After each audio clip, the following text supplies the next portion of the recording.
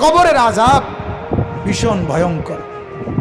আল্লাহ নবী সাল্লাল্লাহু আলাইহি ওয়াসাল্লাম হাদিসে বিস্তারিত কবরের আযাবের বর্ণনা দিয়েছেন।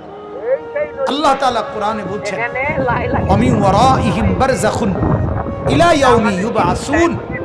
আল্লাহ তাআলা বললেন যে তোমরা মৃত্যুর পরে কিয়ামতের মাঠে পুনরায় উঠানো পর্যন্ত মাঝের এই টাইম বারযাখ অর্থাৎ কবরের এই জিন্দেগিতে অবস্থান।